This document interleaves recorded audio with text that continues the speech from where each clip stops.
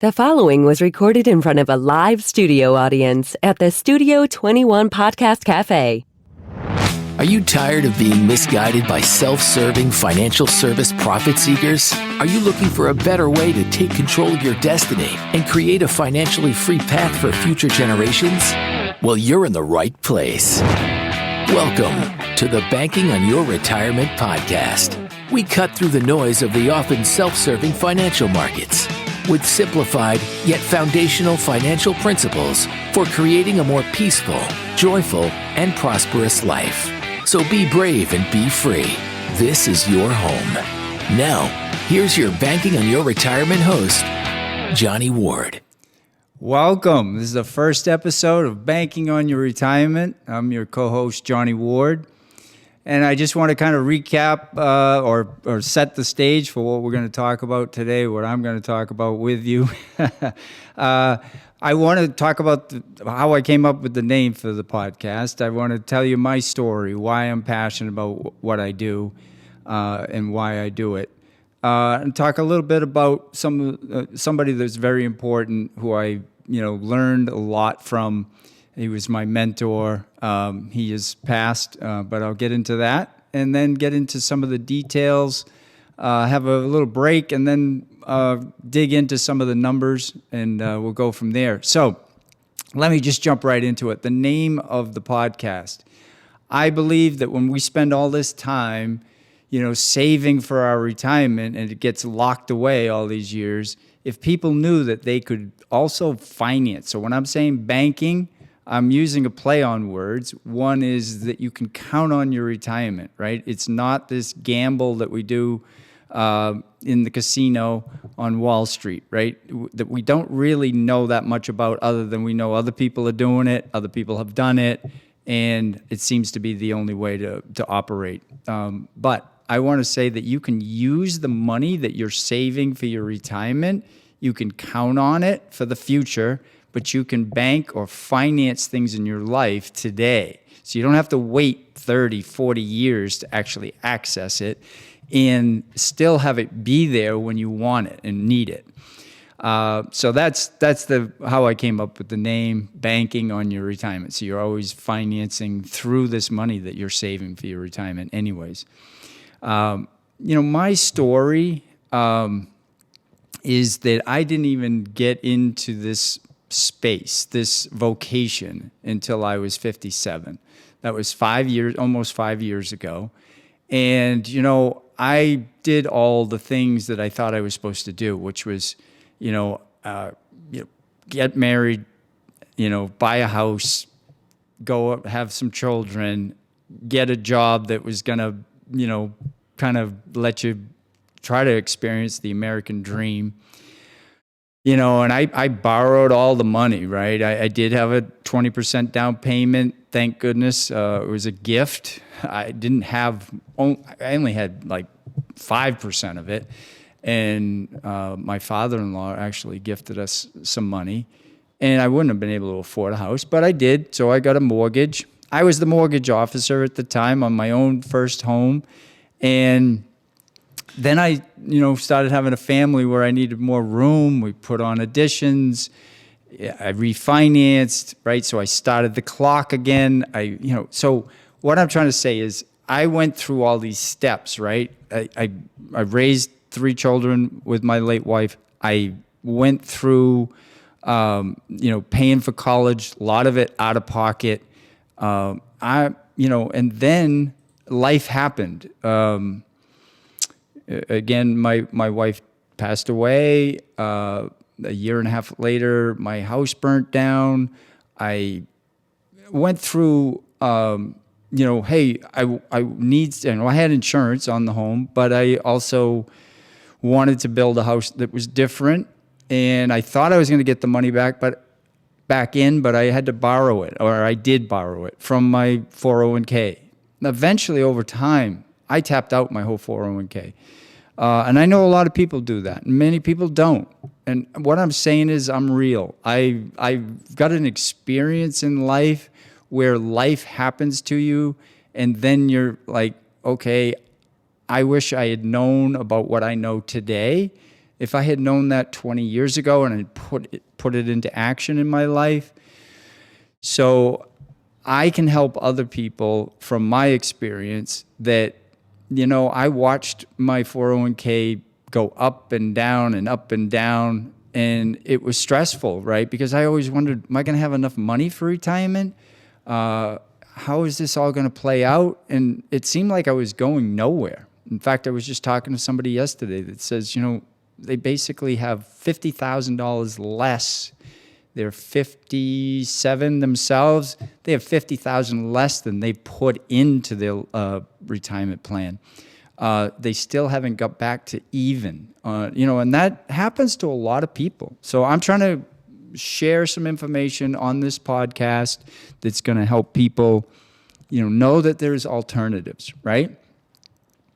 So my mentor, Nelson Nash, wrote a book called Becoming Your Own Banker, amongst other books that he wrote.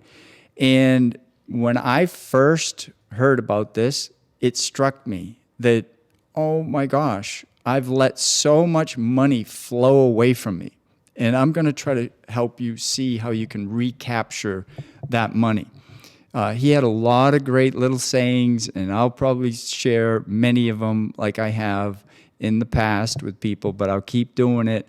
And I hope it's, something that eventually starts to make sense. Because one of the first things, in fact, he calls it the very first principle that people have to understand, and that is that they finance everything in their lives. Now, on the surface, that probably doesn't make a lot of sense, right? Like some people are going to say, well, no, I don't. I wait till I have the cash and then I buy stuff, right? Well, you're financing that too. You're just self-financing. And you're taking that money off the table to ever earn any money for you. And the money that makes doesn't make any money, which is what we call compound interest. So you are financing major stuff, right? Certainly things that we put on our credit cards and things that we take out a loan for a house or a car, maybe even weddings, college education, right? That money has been given to somebody else for them to build their own banking system, and it's usually banks, commercial lenders, and you never see that money again. That money's gone. And I'm going to show you that there's a way to leverage your savings, never interrupt the compounding interest, but be able to utilize it to do all these same purchases that I just mentioned. So one of the other things, right, because if this is new to you and you're wondering where I'm going with this whole thing, try to, Nelson used to talk about the arrival syndrome. And the arrival syndrome basically is like, hey, I already understand that. I understand, whatever it is somebody's talking about, and you haven't really heard them out, or you haven't really done your own due diligence. You're really just reiterating what you've heard about a subject or a person or whatever it is. Try to keep an open mind, because this is a bit of a mind shift. And that's what I'm trying to help people understand. And I'll tell you, I do it. I do help clients, put this into action, but I live it myself. And I can tell you that anybody else that's out there practicing what I'm doing as an advisor, they're living it too. It's not like we're telling you, hey, this is the way you should operate and we're doing something different. No. This is exactly how we live. We practice these concepts. So I want to take a break.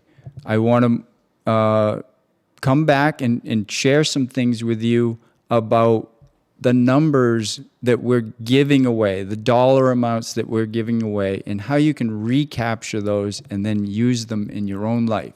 So please stick around, come right back, and we'll discuss this further. Thank you. Have you heard about Liberty Dollar Financial Association?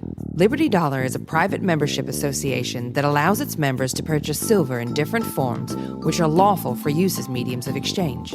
Liberty Dollar Financial Association is a private alternative currency that is provided to members in both digital and paper warehouse receipts. They also sell physical Liberty coins for your personal possession, or they'll securely store your precious metals for you. They provide members with various services that allow them to use their silver's value as a means of exchange, such as their bill pay service, where they will pay your bills out of your silver account, similar to your current banker. Additionally, they offer a term deposit investment account where currently they are paying out in silver a guaranteed 1% per month, which can be compounded over a 1-year term. Liberty Dollar just celebrated 25 years as a silver bullion dealer, storage facility, and exchange. To learn more about Liberty Dollar Financial Association or to become a free member, visit ldrep.nl/BOYR. That's Liberty Dollar Financial Association. In a world where most banks prioritize shareholder profits, Transact Card stands apart by putting its members first. Transact Card is a new debit card and checking account with a unique and powerful dollar-for-dollar rewards program. Transact Card is a member-based community that propels individuals and families forward in a financially significant way. As you use Transact Card, the community grows and financial momentum builds for every member. Their online marketplace serves everyone. They work with banking fee structures and manufacture distribution systems to rearrange profits and pricing, making everyday products and services much more affordable. From 2003 to 2023, the number of community banks in America has decreased by 50%. Transact Card are on a mission to strengthen and grow the community bank. Join now and support the Transact Card mission to strengthen the economies of our local communities. Visit BOYR.TRANZACTCARD.com. Transact Card. Your wallet deserves something better. Hey, welcome back.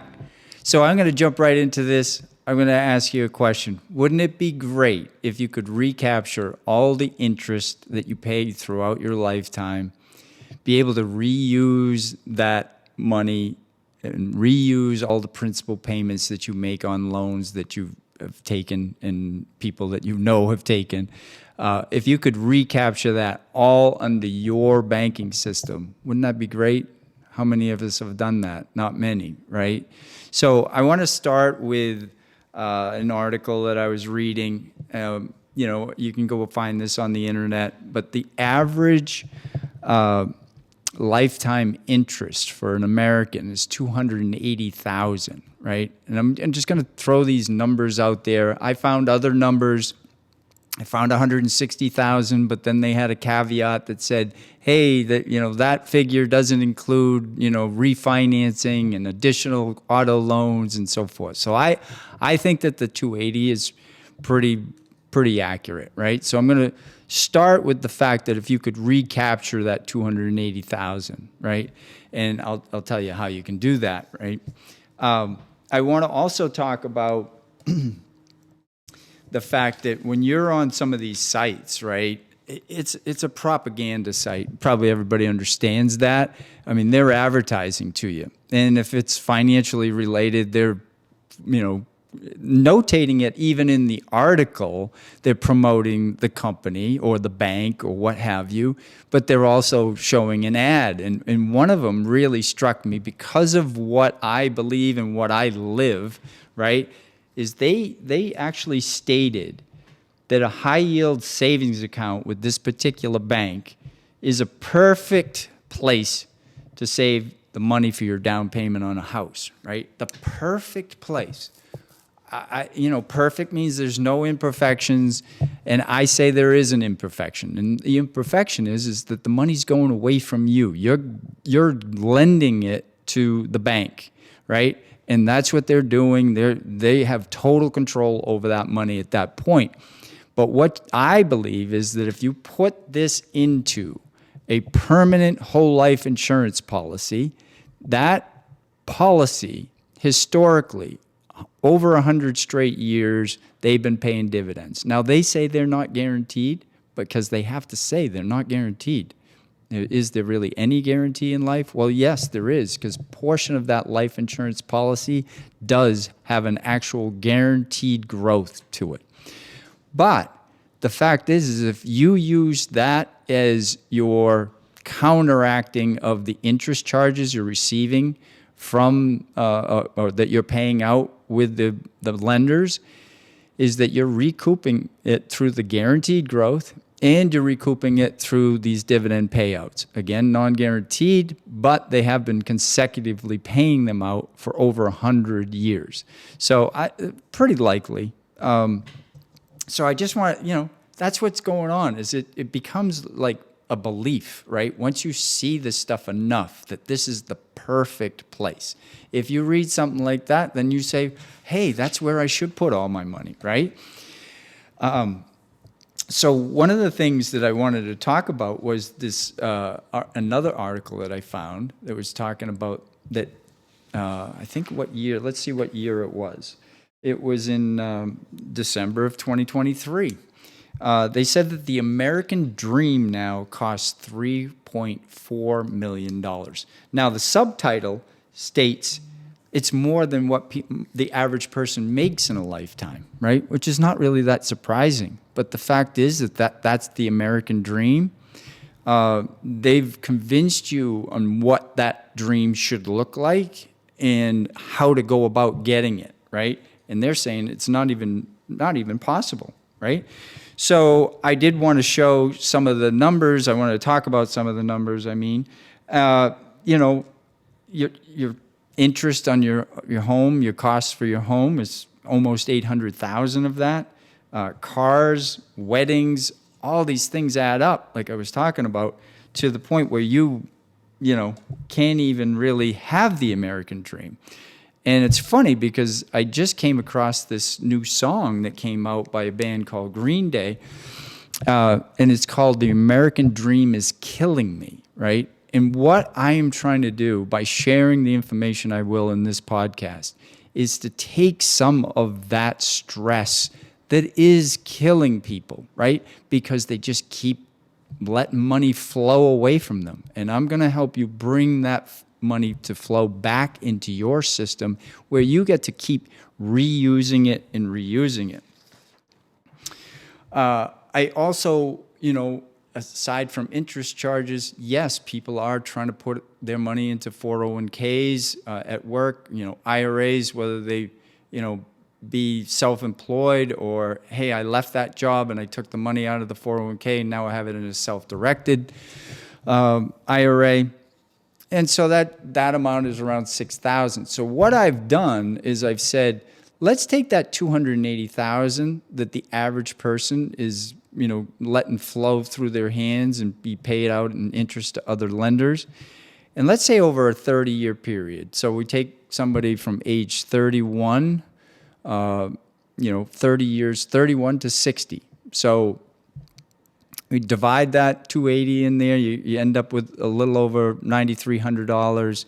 The average person's putting into their 401k and IRA another $6,000. And you're trying to also maybe buy a house during this time in your life in that 30-year period. And if you put down 20%, and hey, all these numbers, we can toss numbers around all day long, right? But they, say in 2021, they were saying that the average house cost was $375,000, so 20% down, that's $75,000.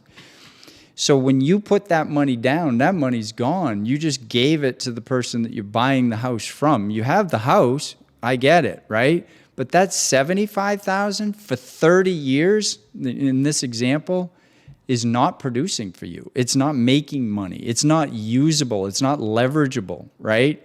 Now, I say that you could put it into one of these policies and you would actually be able to reuse it while it grows, right? And you just keep adding to this policy through premium payments and keep building up this liquid pool of cash that you can use at any time. So what I did was I took a 30-year-old male and I made him 30 years old and the first payment is, the first year is up when he's 31. and they push it out for 60 years. And the thing to try to remember is, even though I'm going to give you the end result after the 30 years of what you have to leverage, what is called cash value, that you can borrow against, use the life insurance company to give you money while your money sits there, right? So they basically have a lien on it, but it continues to grow with that dividend that I talked about, the guaranteed growth. And you do have this thing called a death benefit, which allows you to protect your family, because if something happens to you, then you're not around to help pay for anything, to make money and live some of the dream that you had for everyone. So I'm just going to tell you, if you get out to 60 years old and you've been putting in just under $18,000 a year, because you're already going to be doing all these things. They're saying you're going to spend just in interest. This isn't anything else. This isn't about, the principal that you're putting back. But let's just take the interest. You're putting in $18,000 a year, and at age 60, your cash value is $967,000, or almost $968,000.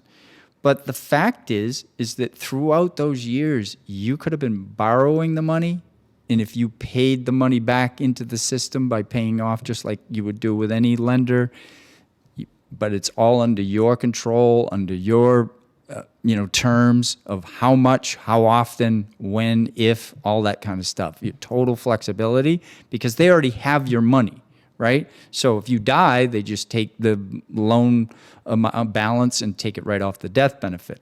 But let's say age 40, you have $186,000. So you got to put an addition on. You borrow from the insurance company, your money's continuing to grow, then you pay it back like you would normally. Now you have that $186,000 again, right? If you borrowed all of it, for example. But you're also depositing in every year, so you're adding to the pile, and as you add, that is compounding through these dividend payouts. And so that's the significance. But if you passed away at 60, for example, you'd have $1.7 million, right? So what you can do is then teach your family, teach your children. You can set these up for them, but they also will have knowledge of how to utilize this windfall that they end up having, right? Even if you had borrowed all $968,000 at age 60, you'd still have roughly, $900,000 or $800,000 that then the family is going to have as a windfall. And what are they going to do with it? How do they handle it? How do they stay out of the banking system? How do they recapture the money that's flowing away from them? So there's a lot to say. You don't know me maybe yet. For those of you that are new to the show or new to me, but there's a lot of aspects. I'm not all about the money, but I am about trying to find more joy in life. And I know for a fact, because I meet with these people, but I didn't necessarily have to be in this business to understand, because personally, I remember the stresses of the money in a marriage, in a relationship, in a business. And I also want to take that off. It's not required. You don't have to be under that much stress. And this is a way of life that is not going to be taught in school, whether it be high school, college, any of that. So I'm going to leave it at that. I'm going to dig in deeper in every episode. Hope you tune in next week as I, publish a new podcast every week. And I'm looking forward to comments, answering questions. Please reach out, and I appreciate you listening. Again, Johnny Ward, your co-host of Banking on Your Retirement. Thank you. Thanks for listening to the Banking on Your Retirement podcast. Be sure to follow us on Facebook and YouTube at Banking on Your Retirement. And don't forget to rate and review us on your favorite podcast platform. Thanks again for listening. The information expressed on this podcast is for informational purposes only. You should not construe any such information as legal, tax, investment, financial, or other advice. Personal due diligence is the listener or viewer's sole responsibility. The views and opinions expressed by the hosts, guests, or callers of this program do not necessarily reflect the opinions of the Studio 21 Podcast Cafe, the United Podcast Network, its partners, or affiliates.